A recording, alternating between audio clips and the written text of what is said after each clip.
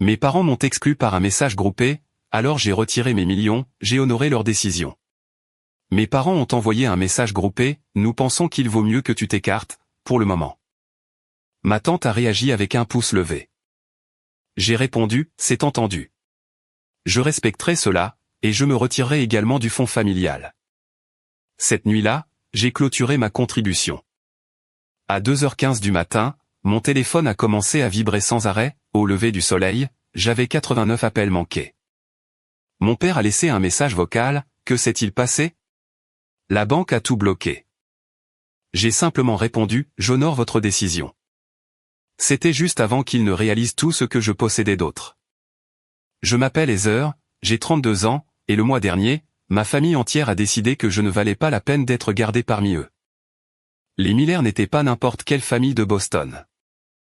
Nous étions les Miller, un nom qui pesait lourd, dans les cercles financiers de toute la Nouvelle-Angleterre. Notre entreprise familiale, Miller Financial Advisors, fonctionnait depuis 3 générations, à commencer par mon grand-père, qui l'avait bâti à partir de rien, pendant le boom économique de l'après-guerre. J'ai grandi en regardant mon père, Robert Miller, étendre ce que mon grand-père avait créé. Notre maison coloniale de 5 chambres était remplie de trophées de réussite, de l'art coûteux, des meubles importés, et des photos encadrées de mes parents, posant avec divers politiciens et célébrités. Ma mère, Diana, était la parfaite épouse d'entreprise, elle qui organisait des dîners où des contrats de plusieurs millions étaient scellés, autour de sa célèbre tarte aux pommes. Dès mon plus jeune âge, j'ai montré une aptitude pour les chiffres, ce qui surprenait tout le monde. Alors que mes cousins jouaient avec des jouets, j'étais fasciné par les rapports boursiers que mon père laissait traîner dans la maison.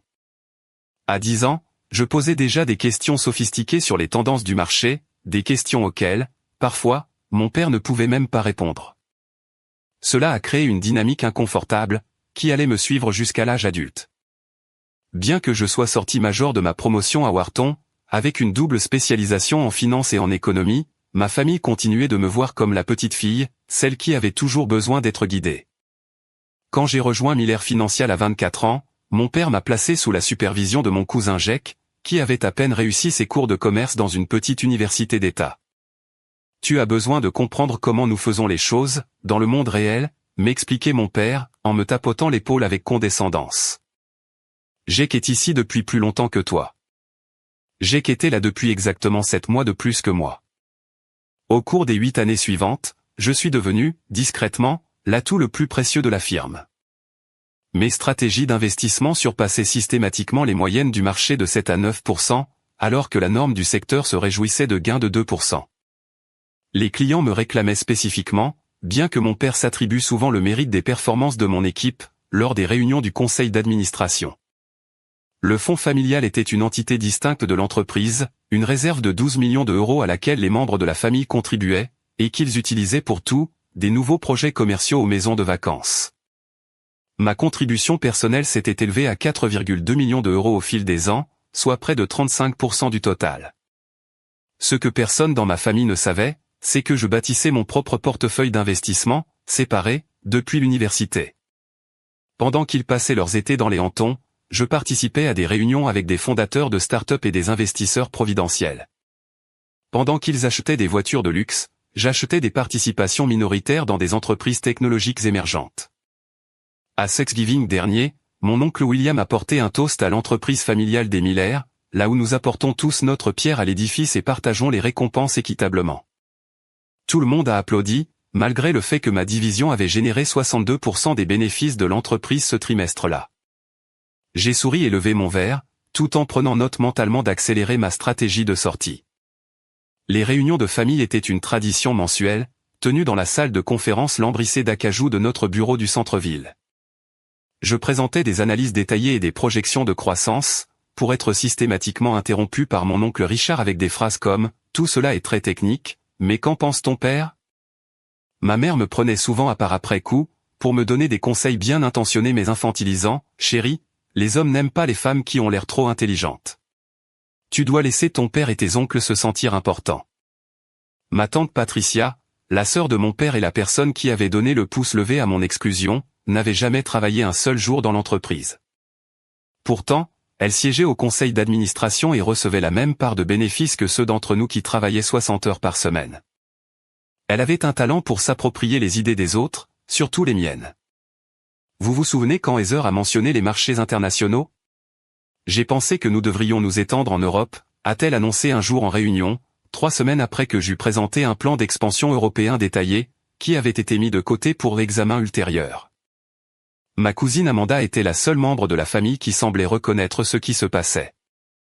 Lors d'un déjeuner, elle m'a confié, ils me font la même chose, mais en pire, parce que je n'ai pas tes compétences financières pour leur rapporter de l'argent. Ils veulent juste que je me marie avec quelqu'un d'utile pour les affaires. Malgré tout cela, je suis resté loyal. Je croyais qu'éventuellement, mes contributions seraient reconnues et respectées. J'ai continué à mettre mes talents au service de la richesse familiale, tout en construisant discrètement mon propre filet de sécurité. À mon 32e anniversaire, mes investissements personnels s'élevaient tranquillement à 17 millions d'euros, un fait que je gardais totalement pour moi. J'ai acheté un magnifique brownstone dans le quartier de Back Bay, sous le nom d'une SARL plutôt que le mien, et j'ai rénové le bureau à domicile avec une technologie de pointe.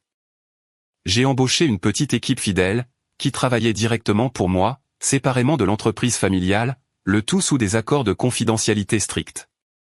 J'ai déposé des brevets pour plusieurs algorithmes financiers, que j'avais développés pendant mon temps libre le week-end. Je n'ai jamais fait étalage de ma réussite. Je conduisais une voiture modeste, vivais bien en dessous de mes moyens, et continuais à me présenter chez Miller Financial chaque jour, pour gagner de l'argent pour des gens qui ne m'appréciaient pas. Certains pourraient appeler cela de la patience stratégique, d'autres de l'évitement de conflits. Quoi qu'il en soit, tout était sur le point de changer. La réunion de planification trimestrielle du mois dernier a commencé comme n'importe quelle autre. Toute la famille élargie était réunie dans notre salle de conférence, mon père trônant en bout de table. J'avais préparé une présentation complète sur une nouvelle stratégie d'investissement, qui pourrait potentiellement augmenter de 12% les rendements de nos clients fortunés. Alors que je distribuais mes rapports soigneusement préparés, mon cousin Jake est entré avec 15 minutes de retard, ne portant rien d'autre qu'une tasse de café et son téléphone. « Désolé pour le retard », a-t-il annoncé, sans avoir l'air désolé du tout. Je terminais juste un appel concernant le compte Donovan. Le compte Donovan était en réalité mon client, mais j'avais demandé à Jake d'assister à un seul appel préliminaire, pendant que je terminais le travail sur ses projections trimestrielles. Mon père a rayonné. « Pas de problème, mon fils. Les relations clients passent toujours en premier. Pourquoi ne pas nous dire comment ça se passe, avant que Heather ne commence avec tous ces chiffres ?» Et voilà, les 20 premières minutes de la réunion ont été consacrées à Jake, s'attribuant le mérite de mes 6 mois de travail avec les Donovan. Je suis resté assis en silence, regardant les membres de la famille hocher la tête d'un air approbateur, tandis que Jake dénaturait des aspects clés de la stratégie que j'avais développée.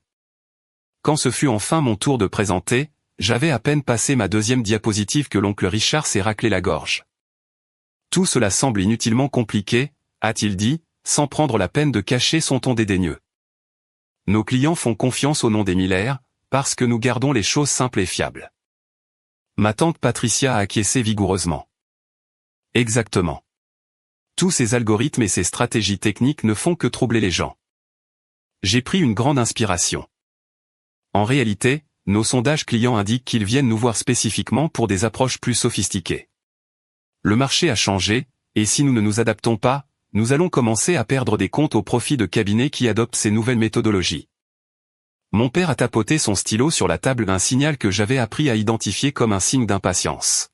« Heather, la théorie est une chose, mais nous traitons de réalité pratique ici. »« Ce n'est pas de la théorie », ai-je répondu, en essayant de garder une voix calme. J'ai déjà mis en œuvre cette approche avec le portefeuille Westfield, à titre d'essai. Ils ont vu un rendement de 14% en un seul trimestre. Il y a eu un moment de silence stupéfait, avant que mon père ne réponde. « Tu as mis cela en œuvre sans autorisation. Ce n'est pas ainsi que nous procédons ici. » J'ai senti la chaleur me monter aux joues. « J'en ai discuté avec toi le mois dernier. Tu as dit de faire ce que je pensais être le mieux avec le compte Westfield, puisqu'il était sous-performant. Je n'ai certainement pas autorisé une refonte complète de la stratégie, a-t-il rétorqué, bien que nous sachions tous les deux qu'il avait à peine écouté lors de cette conversation, distrait par un tournoi de golf à la télévision du bureau. Jake est intervenu. J'ai une approche plus simple que nous pourrions envisager. Il n'avait rien préparé, pas de diapositive, pas de données, pas même un bloc-notes. Pourtant, pendant les 30 minutes suivantes, la famille l'a écouté attentivement, alors qu'il ne faisait que réemballer des idées que j'avais présentées l'année dernière, en omettant des éléments clés qui permettaient justement de les faire fonctionner. Voilà le genre de réflexion directe que les clients attendent du nom d'Emilaire, a dit fièrement mon père quand Jake a fini. Développons l'approche de Jake pour le prochain trimestre. Après la réunion, j'ai essayé de parler à mon père en privé, dans son bureau. Papa, je suis inquiète de la direction que nous prenons. La stratégie proposée par Jake présente des lacunes importantes, qui pourraient exposer les clients à des risques inutiles. Mon père vérifiait les scores sportifs sur son téléphone. Heather, tu es trop ancré dans les détails. Cette entreprise s'est bâtie sur les relations et l'instinct, pas seulement sur des chiffres et des graphiques. Mais les chiffres et les graphiques sont ce qui nous permet de rester conformes aux réglementations, et de faire réellement croître la richesse des clients, ai-je souligné. Il a fini par lever les yeux. Tu sais quel est ton problème? Tu n'as jamais eu confiance en la manière de faire de la famille. Tu penses toujours que ton diplôme prestigieux te rend plus intelligente que tout le monde. J'étais sidéré. Ce n'est pas vrai. J'ai dédié toute ma carrière à cette entreprise familiale. Et nous apprécions cela, ma chérie. Mais parfois, tu dois te rappeler que tu es encore en train d'apprendre comment les choses fonctionnent, dans le monde réel. J'avais 32 ans, je gérais plus de 300 millions d'euros d'actifs clients, avec un historique qui avait aidé à doubler la valeur de la firme en 8 ans et j'étais encore en train d'apprendre. En quittant son bureau, j'ai surpris ma tante Patricia parlant à mon oncle dans la salle de pause. Les présentations de Heather me donnent mal à la tête, disait-elle. Tous ces graphiques et ces grands mots, on dirait qu'elle essaie de nous faire passer pour des imbéciles. Robert doit la remettre à sa place. Mon oncle a acquiescé. La petite ne comprend pas notre culture. Elle ne l'a jamais comprise.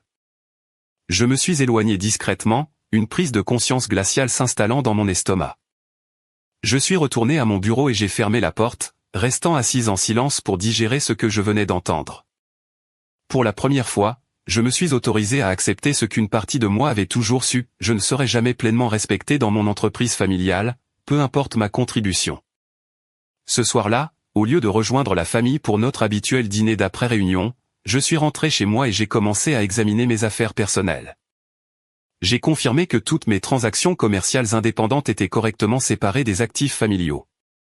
J'ai vérifié que mes brevets et ma propriété intellectuelle étaient bien à mon nom seul.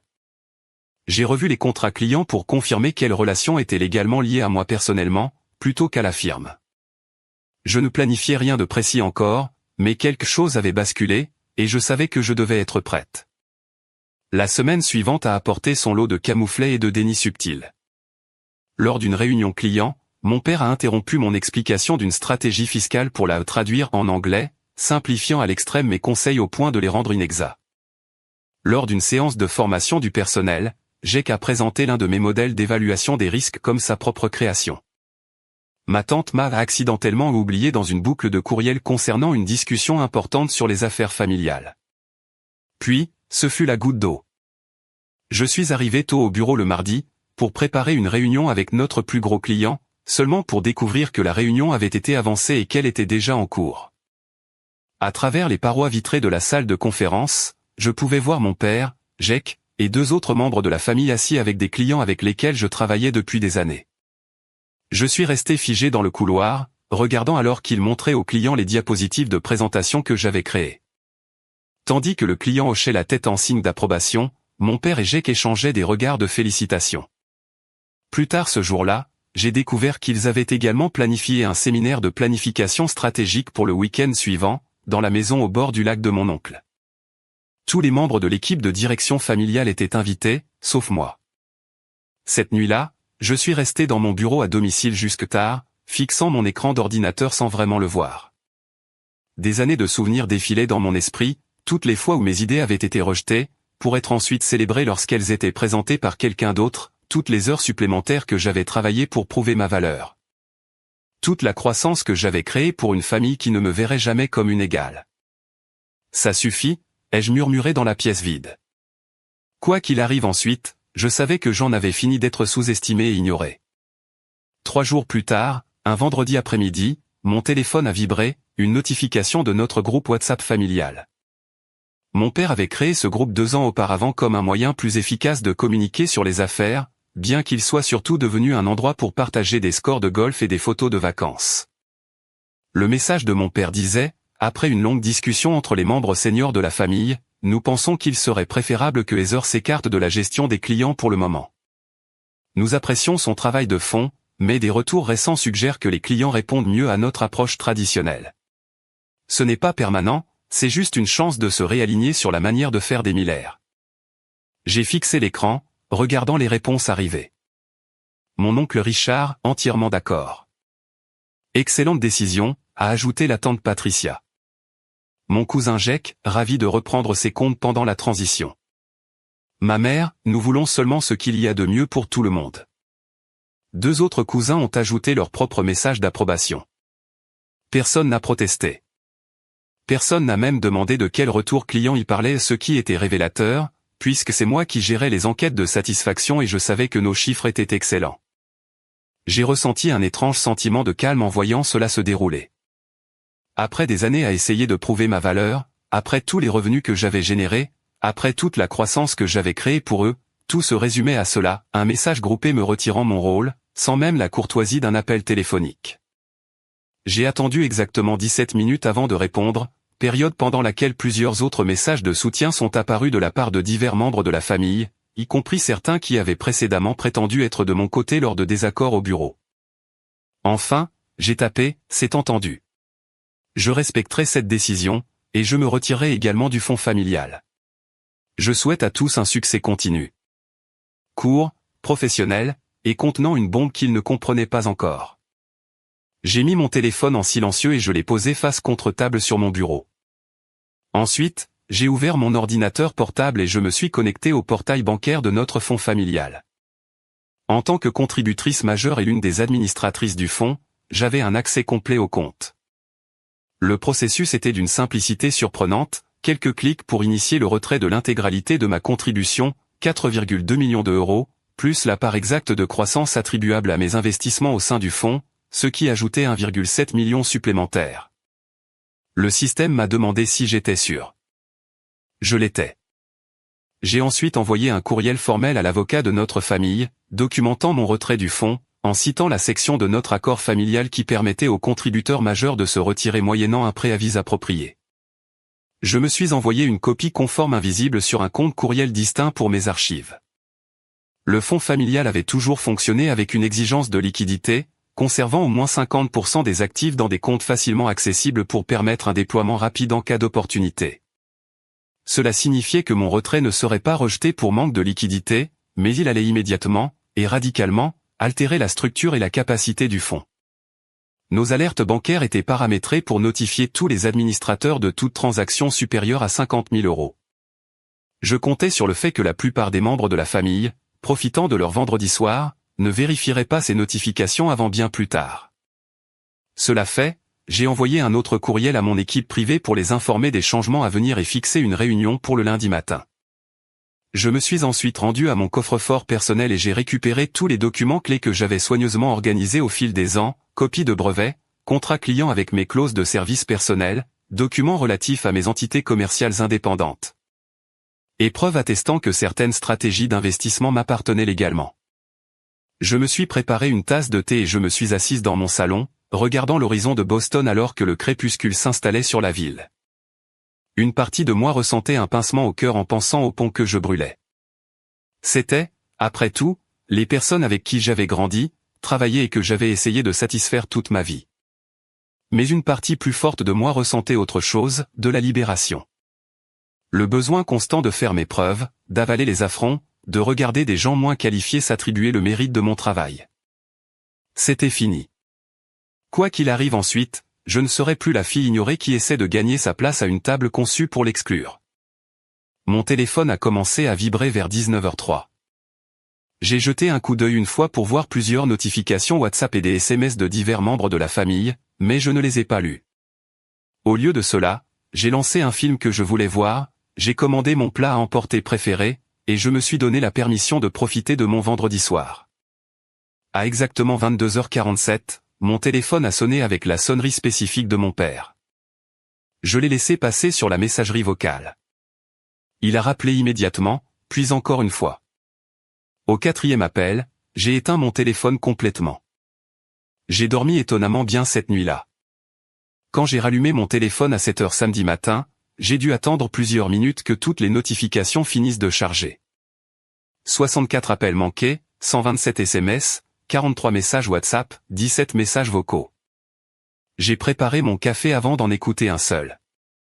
Le premier message vocal, de 22h48, Heather, c'est papa. Appelle-moi immédiatement au sujet de ce transfert de fonds. Il doit y avoir une erreur. Le second, de 23h10, Heather, c'est totalement inacceptable. Quel que soit le point que tu essaies de prouver, ce n'est pas la manière de faire. Rappelle-moi maintenant. Les messages sont devenus de plus en plus urgents au fil de la nuit. Dans le message de 2h15 du matin, la voix de mon père avait perdu sa colère pour laisser place à une panique pure. Que s'est-il passé? La banque a tout signalé. Le fonds est complètement gelé pour activité suspecte. Tu dois me rappeler tout de suite. Le plus récent, à 6h30 du matin, était différent. La voix de mon père était plus calme, avec un ton que je lui avais rarement entendu, de l'incertitude.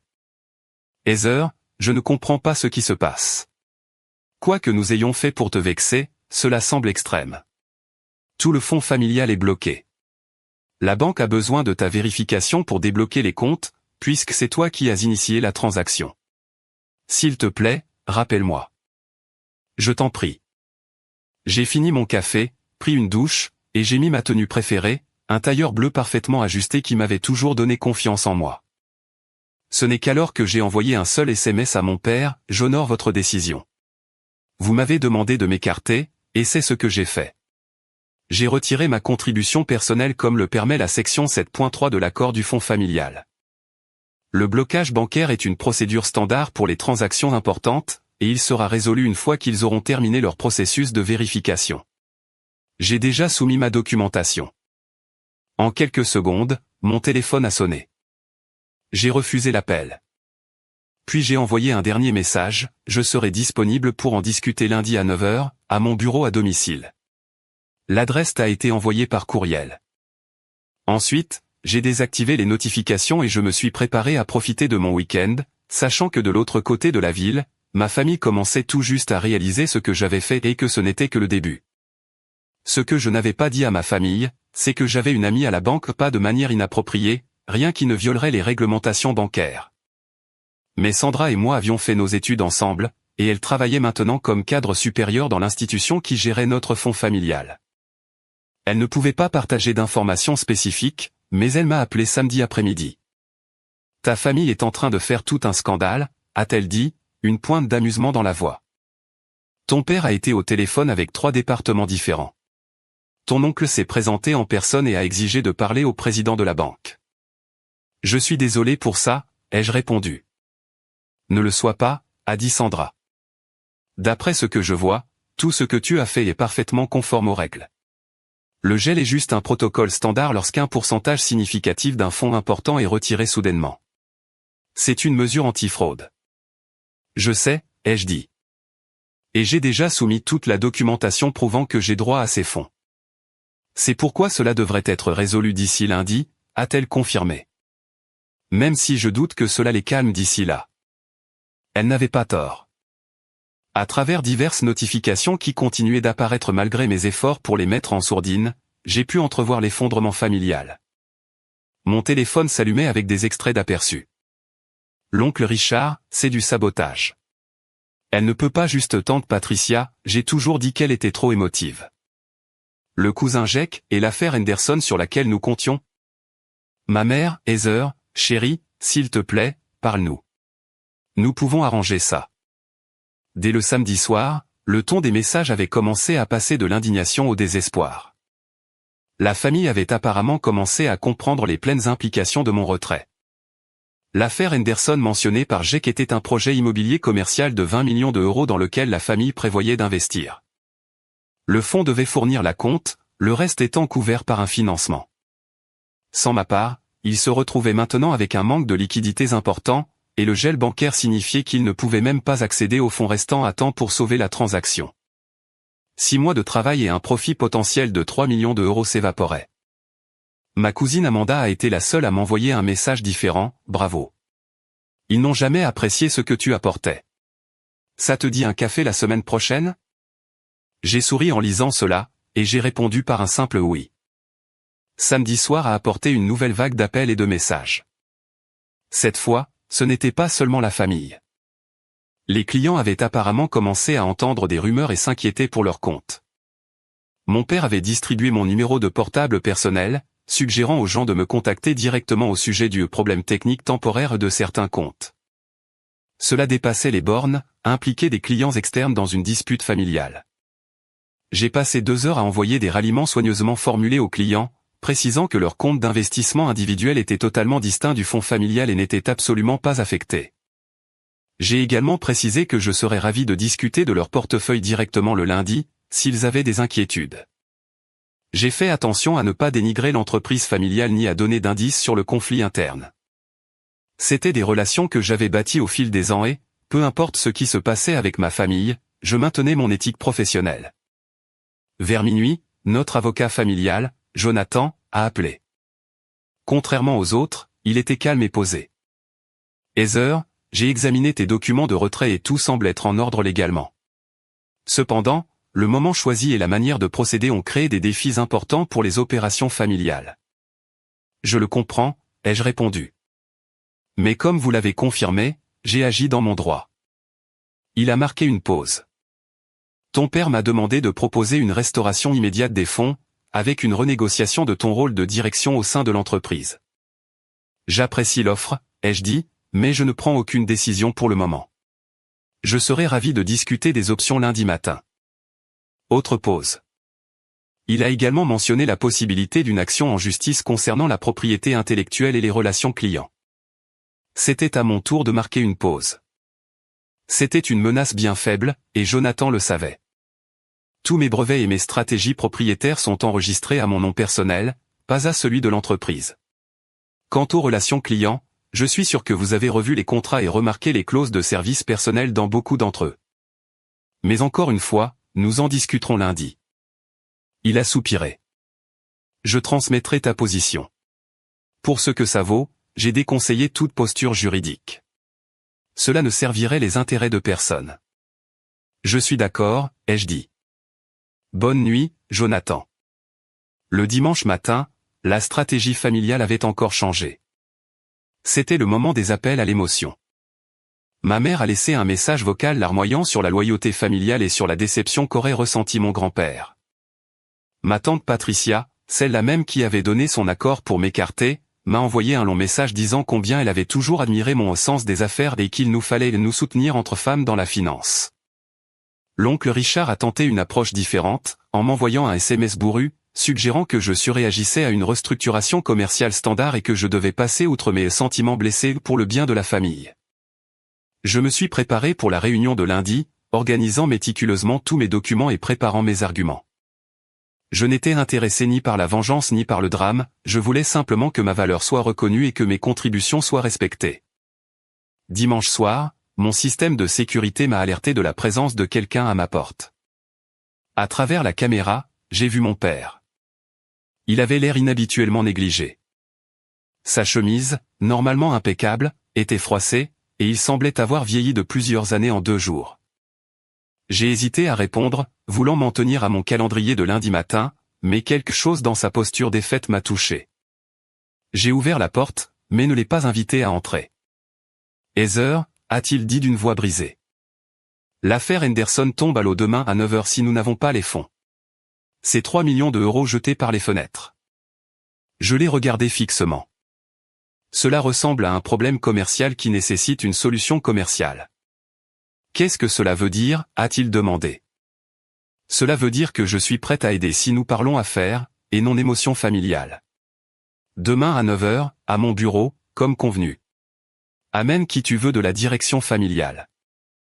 Il a semblé vouloir en dire plus, insister pour une résolution immédiate, mais quelque chose dans mon expression a dû lui faire comprendre que ce serait inutile. 9 h, a-t-il confirmé, avant de faire demi-tour vers sa voiture. J'ai fermé la porte et je me suis appuyé contre elle, prenant une grande inspiration. Pour la première fois peut-être de ma vie professionnelle, mon père était venu vers moi parce qu'il avait besoin de moi, et non l'inverse. Demain serait une réunion de famille d'un genre nouveau, une réunion dont j'allais fixer les conditions. J'ai dormi d'un sommeil agité, me réveillant plusieurs fois pour vérifier le système de sécurité. Une partie de moi craignait que d'autres membres de la famille ne se présentent, mais la maison est restée calme. À 6 heures du matin, j'étais debout et en pleine préparation. J'ai aménagé ma salle à manger en espace de conférence, avec des copies des documents pertinents à chaque place. J'ai préparé du café et disposé un plateau de pâtisserie, une touche professionnelle qui me permettait aussi de me concentrer sur quelque chose de normal. À 8h30, mon système de sécurité a sonné à nouveau. Ils étaient en avance. À travers la caméra, j'ai vu non seulement mon père, mais aussi l'oncle Richard, la tante Patricia, le cousin Jake et notre avocat, Jonathan. La famille avait dépêché toute sa garde rapprochée. Parfait. J'étais prête pour eux tous. À 8h59 précise, j'ai ouvert ma porte d'entrée. Mon père se tenait en tête du groupe, les autres alignés derrière lui comme une sorte d'armée d'entreprise familiale. Leurs expressions allaient de la détermination tendue de mon père à l'hostilité mal dissimulée de Jake, en passant par la tentative soudaine de chaleur de la tante Patricia. « Entrez », ai-je dit simplement, en m'écartant. Ils ont défilé dans ma maison, certains regardant autour d'eux avec une surprise évidente face à mon brownstone décoré avec goût. Je n'avais jamais invité la famille dans mon espace personnel auparavant, et je pouvais les voir réévaluer la situation en remarquant les œuvres d'art originales et le mobilier haut de gamme. La salle à manger est prête pour notre réunion, ai-je dirigé, les menant à travers le couloir vers les sièges autour de ma table.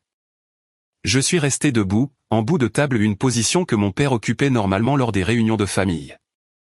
Il l'a remarqué immédiatement, mais n'a rien dit en prenant la chaise à ma droite. Du café, ai-je proposé, en gardant un ton professionnel. Quelques acceptations marmonnées plus tard, j'ai versé les tasses calmement avant de prendre place à la tête de la table. Le silence s'est étiré un moment avant que mon père ne se racle la gorge. Heather, nous sommes ici pour résoudre cette situation rapidement. L'affaire Henderson. J'ai levé la main, lui coupant la parole, un geste qu'il avait utilisé d'innombrables fois contre moi. Avant de discuter de contrats spécifiques, nous devons aborder la situation globale. J'ai retiré ma contribution du fonds familial, comme c'est mon droit. La banque a confirmé que la transaction est régulière, et le gel devrait être levé d'ici midi aujourd'hui. C'est ridicule, a explosé l'oncle Richard. Tu prends la famille en otage, pourquoi? Un ego froissé? Parce que nous avons suggéré que tu prennes un rôle différent? Je me suis tourné vers lui avec un calme que je ne ressentais pas totalement. Ce n'est pas une question d'ego, oncle Richard. C'est une question de valeur et de respect. Pendant 8 ans, j'ai généré des rendements constants supérieurs à la moyenne du marché. Ma division a rapporté 62% des bénéfices de l'entreprise. Mes indices de satisfaction client sont les plus élevés de la firme. Pourtant, j'ai été écarté de la gestion client par un message groupé, sans discussion, sur la base de prétendus retours qui n'existent pas. Nous allions en discuter en détail lors du séminaire, a interjeté la tante Patricia, d'une voix mielleuse. Chérie, nous voulions juste que la décision de base soit communiquée en premier. Le séminaire auquel je n'étais pas invité, ai-je souligné. C'était un oubli, a dit mon père rapidement. J'ai qu'à ricaner. Allez, Heather. Tu en fais des tonnes. Alors, on a blessé tes petits sentiments. Est-ce que tu étais obligé de faire capoter une affaire majeure pour ça? Je me suis tourné vers Jake, gardant mon sang-froid. Je n'ai rien fait capoter. J'ai simplement retiré ma contribution personnelle, qui s'est avérée être un pourcentage plus important que ce que quiconque imaginait. Cela révèle le vrai problème, vous avez tous considéré ma contribution comme acquise, tant sur le plan financier que professionnel. Mon père s'est penché en avant. Quelles que soient les erreurs que nous avons commises, et j'admets qu'il y en a peut-être eu, cette réponse est disproportionnée.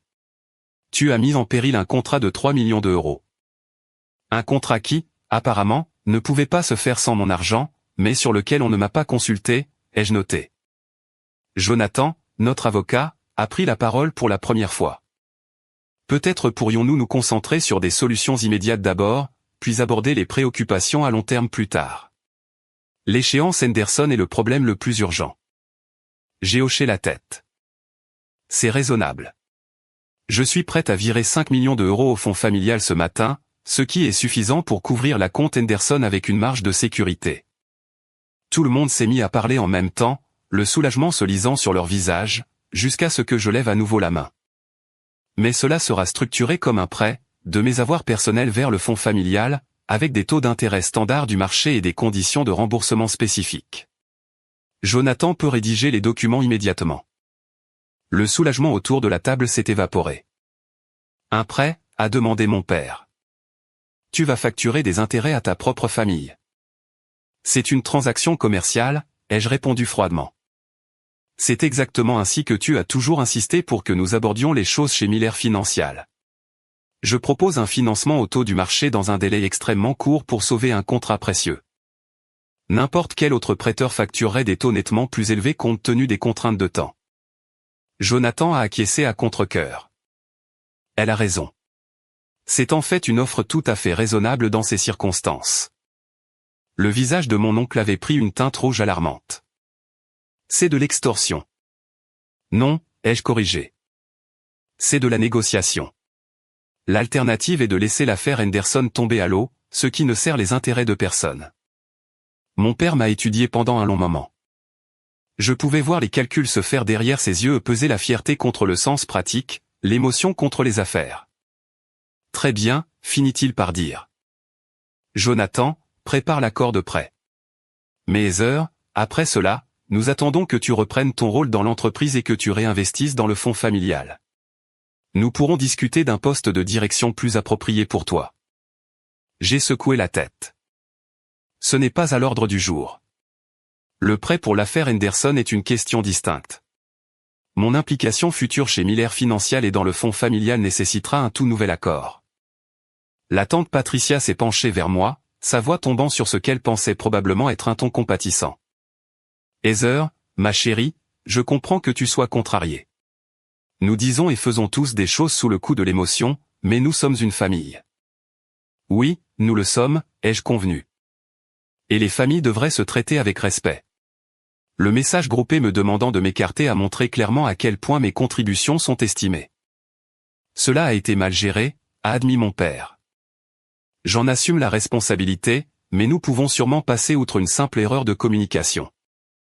Ce n'était pas une erreur, ai-je dit doucement. C'était le symptôme d'un schéma qui existe depuis des années. Mes idées sont rejetées jusqu'à ce que quelqu'un d'autre les présente. Mes réussites sont attribuées à un effort d'équipe, alors que celles des autres sont célébrées individuellement.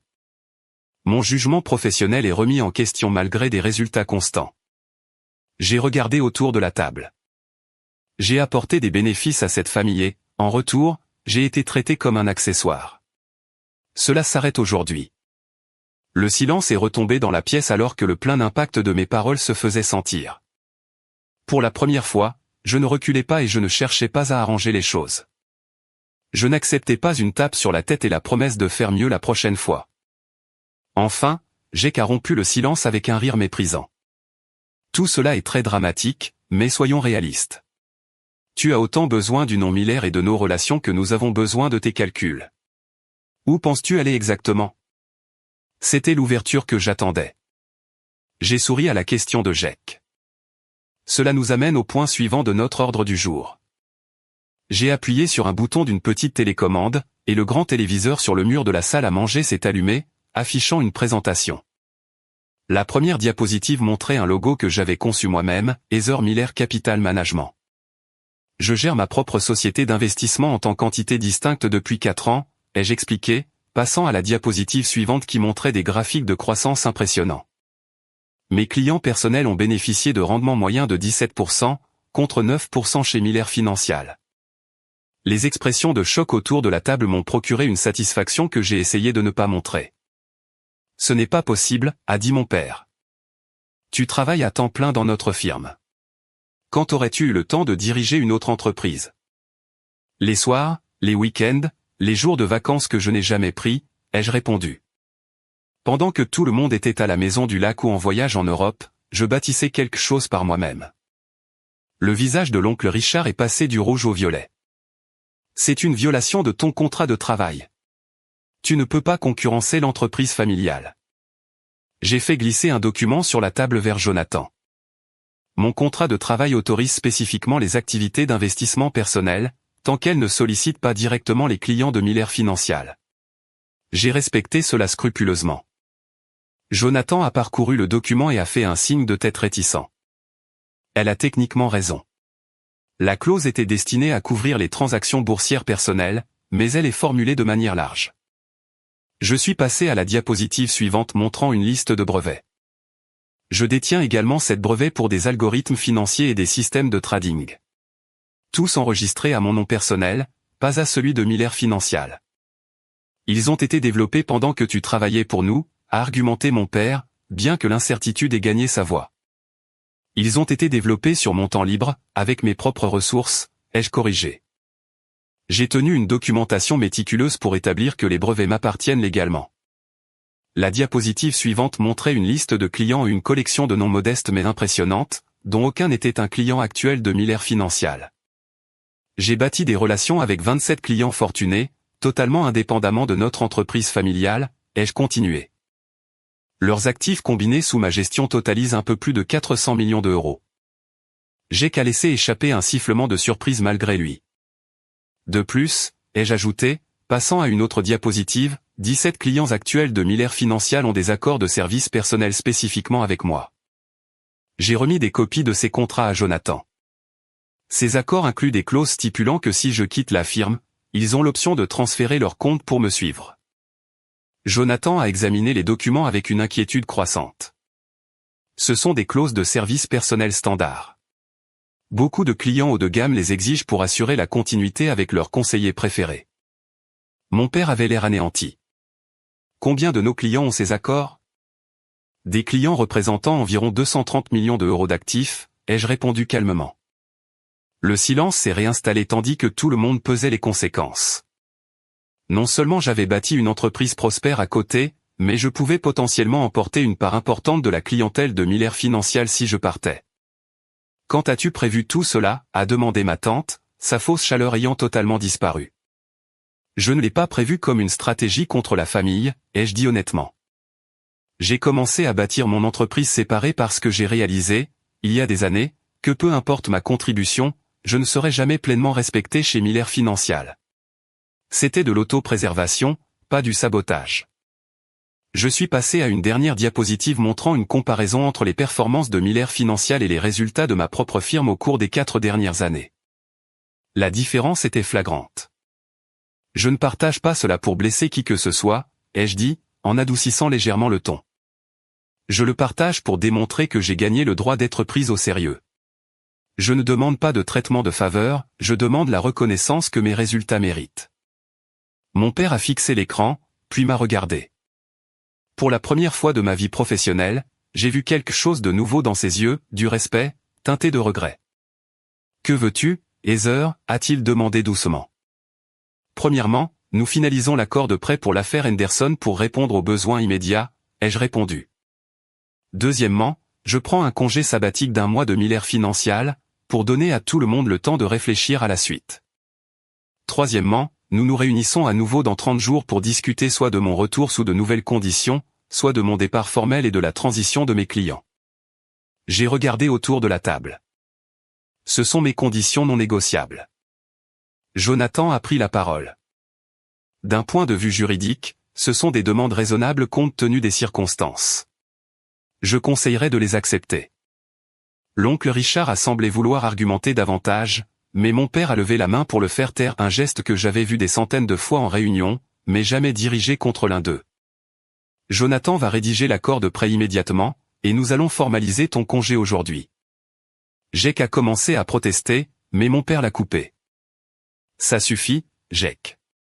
La situation a changé et nous devons nous adapter. Alors que Jonathan commençait à rédiger le document sur son ordinateur portable, un silence inconfortable s'est installé. Je pouvais voir les membres de ma famille assimiler cette nouvelle réalité et une réalité où je détenais un pouvoir qu'ils n'auraient jamais soupçonné. Tante Patricia, toujours prompte à sentir le vent tourner, fut la première à ajuster son approche. Heather, j'ai toujours dit que tu étais l'esprit financier le plus talentueux de la famille. J'ai hâte de voir quel rôle tu pourrais occuper à ton retour. L'hypocrisie était presque comique, mais je me suis contenté de hocher la tête poliment. En moins d'une heure, l'accord de prêt était finalisé. J'ai signé le document et le transfert a été initié immédiatement. L'affaire Henderson allait pouvoir se poursuivre, sauvant la famille d'un échec embarrassant et coûteux.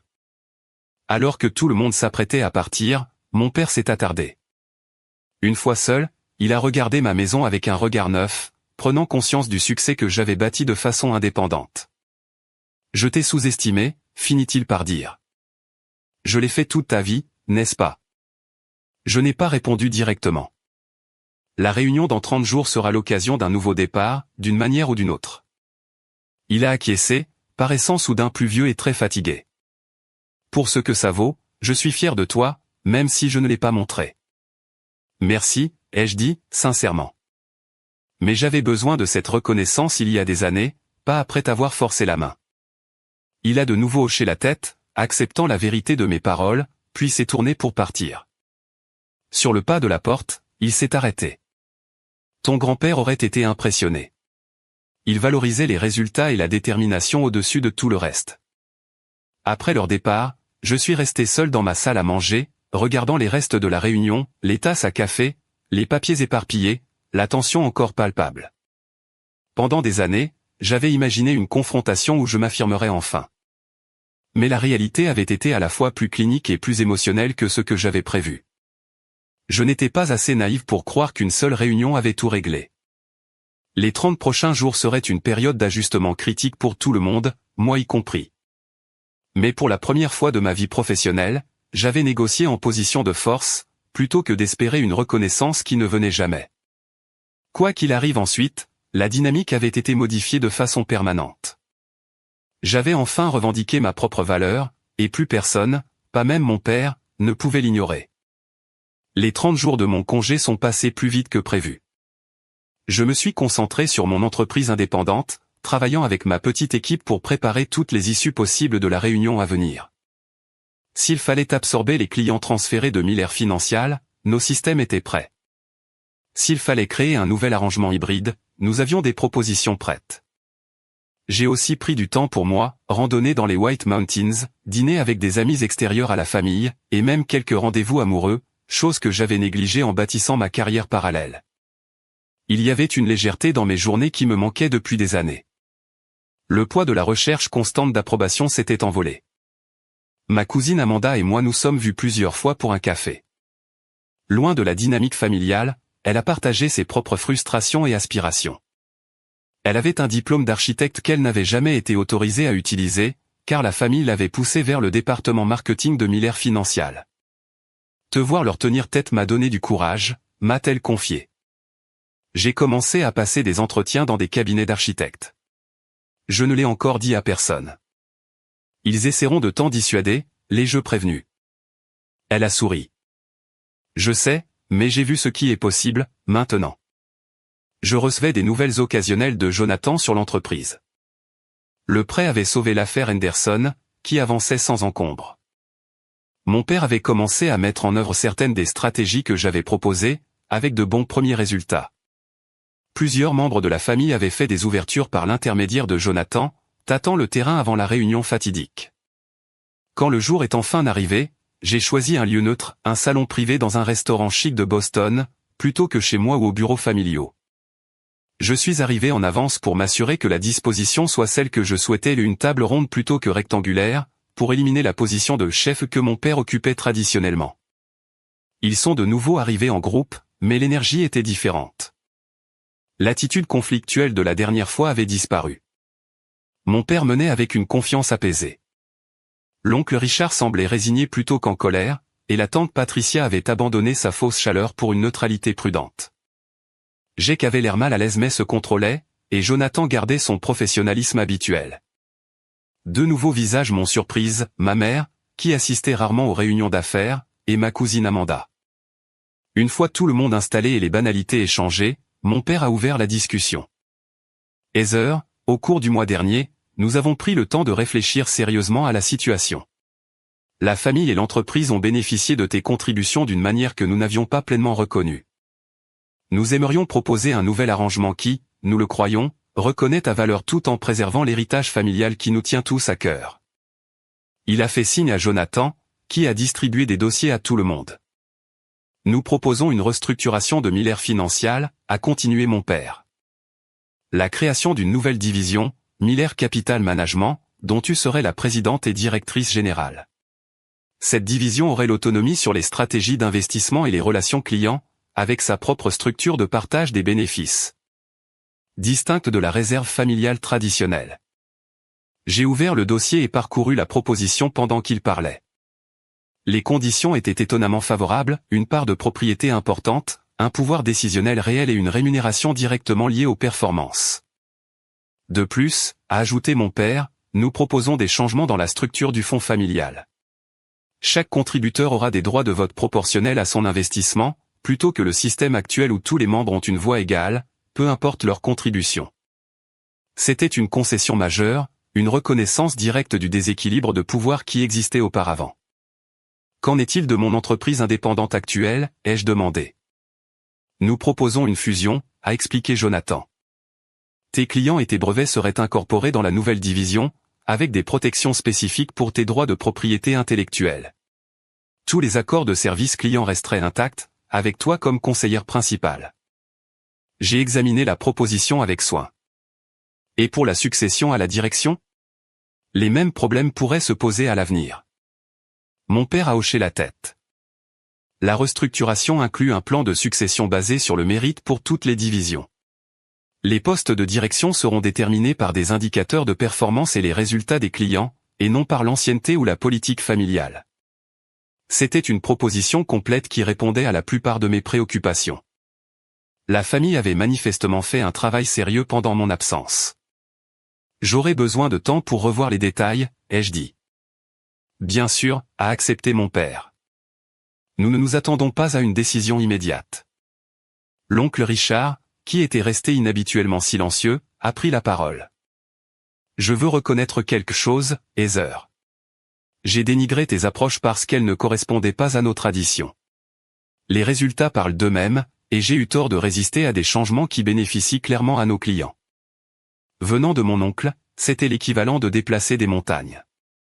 La tante Patricia a ajouté, l'entreprise familiale doit évoluer.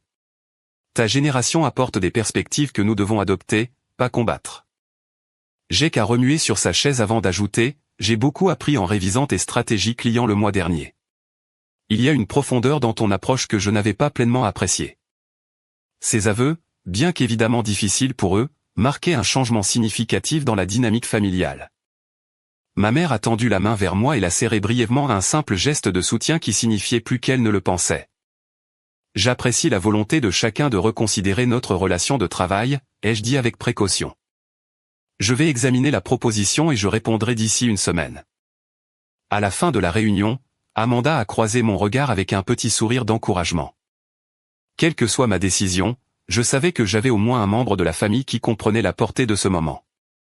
Les jours suivants ont été consacrés à une analyse minutieuse de la proposition avec mon équipe et un conseiller juridique indépendant. Il y a eu des négociations sur des termes précis, des clarifications sur les limites d'autorité et des discussions détaillées sur l'intégration de mon entreprise. Finalement, j'ai accepté une version modifiée de la proposition. La nouvelle division a été créée, mon entreprise indépendante a été fusionnée et j'ai pris un rôle de direction à la hauteur de mes contributions. Mes investissements personnels sont retournés dans le fonds familial, mais sous la nouvelle structure de vote qui garantissait que ma voix soit proportionnelle à ma contribution. La transition ne fut pas parfaite. De vieilles habitudes ont refait surface occasionnellement, mon père essayant instinctivement de passer outre certaines décisions, Jake essayant de s'approprier des succès en réunion client ou Patricia faisant des remarques insidieuses. Mais désormais, des structures étaient en place pour régler ces problèmes. Et plus important encore, j'avais prouvé que j'étais prête à partir si nécessaire. Au cours de l'année suivante, Miller Capital Management a surpassé toutes les autres divisions de l'entreprise. De nouveaux clients ont été attirés par nos approches innovantes, et les clients existants ont bénéficié de rendements accrus. Ma cousine Amanda a fini par partir pour poursuivre sa passion d'architecte, avec mon plein soutien et un petit investissement de ma part dans son nouveau cabinet de design.